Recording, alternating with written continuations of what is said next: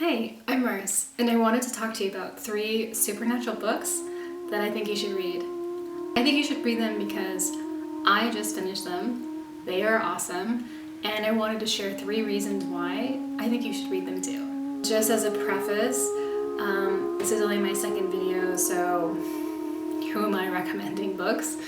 Maybe you'll relate to the things that I'm going to say right now, and if you do, you might like the books that I'm So I love horror, and my favorite subgenre is the supernatural. Seances, hauntings, demons, possessions, Victorian Gothic, rituals, and all of the stuff in between. When I was really small, my parents let me watch The Changeling with George C. Scott. It's your traditional Victorian Gothic haunted house ghost story.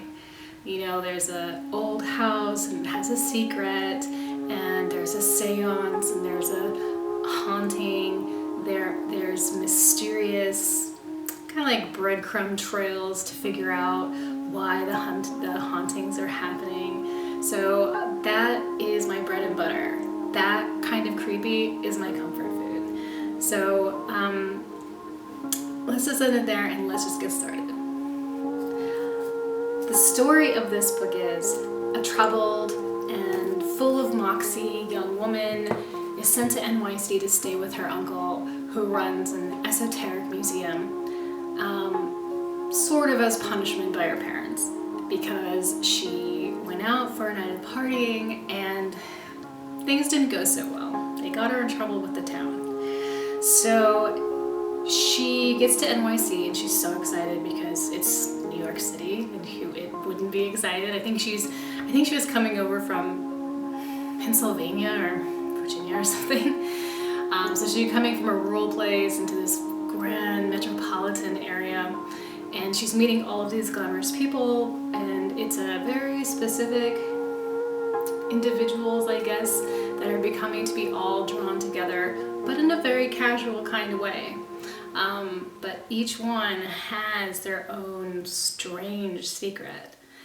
And also what's happening in I wouldn't say the underbelly, I guess we'd say, unseen happening is that there's a killer on the loose, and he's murdering young women, but it's not your typical regular serial killer. It's gonna be something else. So this book, it was so good. It was so much fun. I enjoyed reading this so much. And the 3 reasons why I think that you should read this too are as follows. 1, it's a unique setting and era.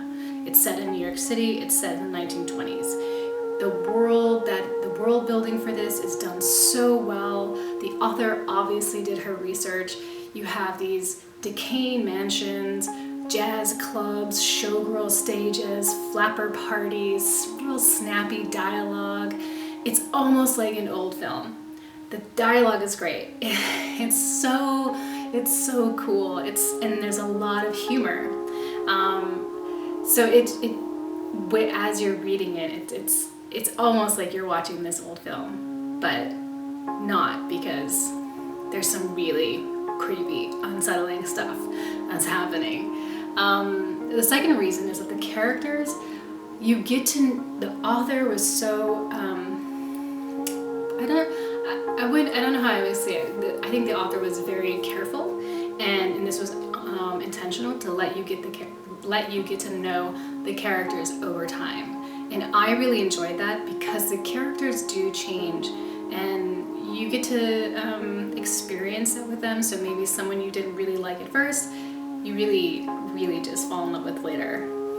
And you get to find out their story slowly, which is really nice because it keeps you interested.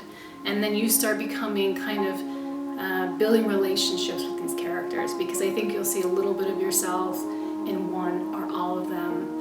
And I loved every single character in there. The third thing was that the supernatural element was just this menace that's like building in the city, and it's happening, like kind of surrounding you as you're reading the book. It's happening, and it is a slow burn, but it's a good one. It's really, really good. And then you have these like smaller mysteries that are kind of happening that you get to, that kind of, I guess, like they're kind of like these little nuggets, you know, that you get. You find out something curious, and then you kind of find out what the answer is or what that's for, and that kind of like is satisfying, you know, as this other larger mystery is going on. So those are 3 reasons why I think that you should read The Diviners. Super easy to read, really well written, well researched, and just a ton of creepy fun. Okay, the second book is A Taste for Monsters by Matthew J. Kirby. Wow, I found this book originally. I was doing research on H.H. Holmes. I was just looking for like a serial killer book, but anyway, this book popped up in the feed, and I don't really know what drew me to it at first, but I'm so glad that I got it because it is really phenomenal. So the story behind A Taste for Monsters is there's a destitute young woman who has a facial disfigurement. She hides it with a shawl, and she kind of maneuvers through society that way, you know, so that it's easier for her to have to interface with people on the street and things like that. But she is looking for work, and she's just down on her luck. She realizes that if she doesn't find work soon, it's, you know, she might have to resort to other practices that she doesn't really want to do. So she ends up finding work at a hospital as a caretaker, and she becomes a caretaker to the Elephant Man, Joseph Merrick. You probably have heard of the Elephant Man before, but yeah, really surprising. And together they build this like beautiful, inspiring relationship, friendship. But while this is happening, the Whitechapel murders are occurring. So together they begin to experience the ghosts of the Jack the Ripper victims, and these ghosts are like terrorizing them, and they don't understand why. And that is kind of like the main heart of the book, is kind of finding out what's happening here. Why is this happening? It's very, very interesting. I mean, I was so surprised. This book is so cool. So the 3 reasons why I think that you should read it are: 1, it's a unique story, and the characters are also unique. It's you know, the Elephant Man and a young woman who is suffering from disfigurement, and her life and Joseph Merrick's life couldn't be any different. Like, the only thing they really share is that they both have a physical deformity or disfigurement. Like, they share that one little thing in common. So these 2 different characters coming together was so interesting. So also with the unique story, the ending is really cool, I thought. Don't want to give anything away, but I thought it was really cool. Really cool. The second reason why I think you should read this book is because the relationship between Joseph Merrick and his caretaker is super touching.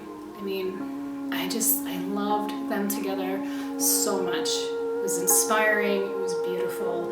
And what I really appreciate is that Matthew J. Kirby really stayed true to the historical information that we know of Joseph Merrick, in the sense of who he was, what he liked, and his character, even to the location of his hospital, his doctor. I mean, obviously Matthew J. Kirby did a lot of research into this, and he's so respectful and so good to this character. I really loved it, and it stays with me. It's touching. And the third reason why I think you should read this book is because I really enjoyed the interactions with the spirits. It's very satisfying, very visceral, very creepy, and just like as I was reading it and in my mind, it just seemed pretty scary. So I like that a lot. So that's A Taste for Monsters. Third and last book we want to talk about is The Coffin Path by Catherine Clements. The story about this one is that it takes place in the 19th century, as well as A Taste for Monsters. It's about a shepherdess who is trying to save her family farm from bankruptcy, but everything is working against her, like just everything, even the sheep, you know. The bitter weather, the quality of their wool is just not on par. The hired hands, even her own father is acting in ways that are just not supporting her and trying to save their home and their way of life. A suspicious and mysterious man appears. He becomes like a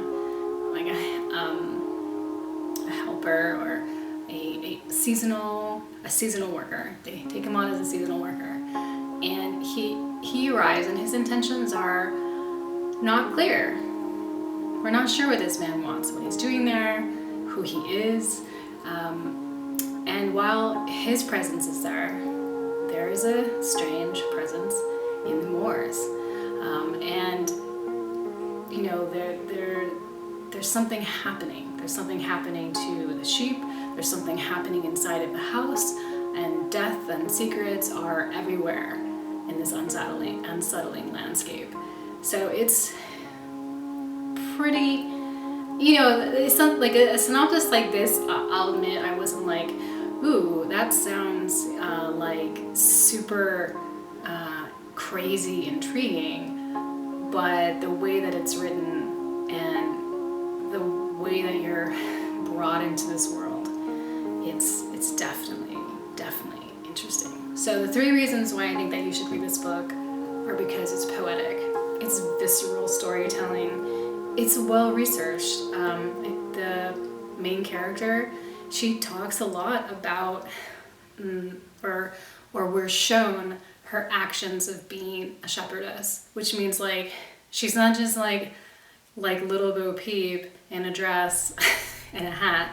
She's out there, you know, in the depths of the rural landscape, pulling sheep out of ravines and, you know, having to shear them and, you know, deal with any type of medical ailments they have. It sounds, to me, it just sounds really intense. And she's, you know, working from morning until morning, basically. So I got the feeling that there's a lot of research for this character because it's just so much detail. So you get a real sense of who she is, which is very cool. The second reason why I think that you should read this is because it's another slow burn mystery, but it has a lot of mood, a lot of atmosphere, you know, and I like that when it's done well, and I felt like it was done very well here.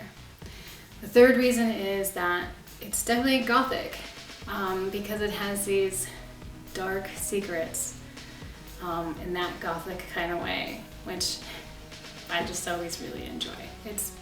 It's just dark secrets, always going to be intriguing.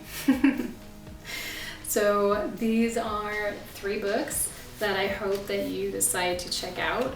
If I were to suggest something for summer reading, I'd say A Taste for Monsters or The Diviners. It's, you know, it's something that you can consume pretty quickly, but I think that you're really going to enjoy, and it's super entertaining.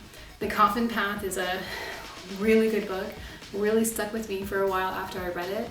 And like I said, it's poetic, it's visceral, it's moody, it's atmospheric.